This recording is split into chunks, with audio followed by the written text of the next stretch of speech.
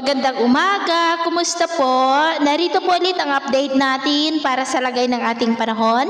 Ngayong umaga po ng December 20, 2023 na kung saan sa ngayon po ay wala na tayong binabantayan na banta ng sama ng panahon sa loob at labas ng ating area of responsibility. Easterlies po ang hangin na umiihip sa malaking bahagi ng ating bansa. Ang amihan ay nandyan po ngayon sa may extreme northern Luzon at may shear line na po dyan po sa may northeastern part ng Cagayan. At sa ating long range forecast ay wala naman pong bagyo na nakikita na banta na darating ngayong Pasko at bagong taon ay storm free po tayo. Pero dito sa Cagayan at Apayao and nearby areas ay posible ang maulan na panahon sa bisperas at araw ng Pasko. Sa nalalabing bahagi ng ating bansa ay mababa po ang tsansa ng mga pag-ulan ngayong darating po na Pasko.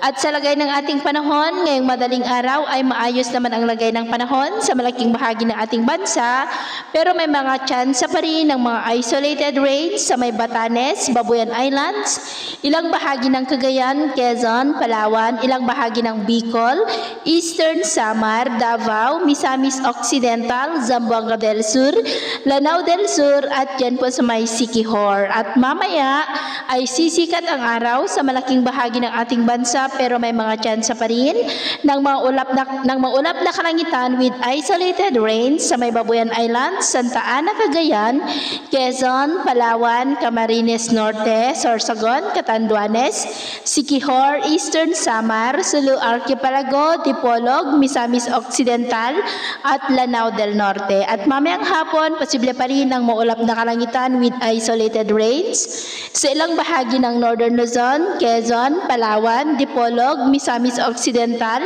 Lanao del Norte at Sorsogon. Kaya mag-ingat po tayo sa mga banta pa rin ng mga pagbaha at pagguho ng lupa. Sa atin naman pong mga baybayin, dahil sa amihan ay matataas pong mga alon sa seaboard ng Batanes at Babuyan Islands, na ang mga alon po ay posibleng aabot hanggang po sa 2 to 3.5 meters height. At dahil naman po sa easterlies ay maalon po sa silangang baybayin ng ating bansa, na ang mga alon ay posible po na aabot hanggang po sa 1 to 2 meters height. Kaya iwasan po muna natin ang papalaot dyan po sa mga may kulay pula para mas makaiwas sa mga sakunang pangkaragatan. So yun po ang latest update natin sa araw na ito. At ako po muli si Gems na nagsasabing sa kahit na pagsubok po na darating sa ating buhay, huwag na huwag po tayong mawawalan ng pag-asa. Thank you and God bless.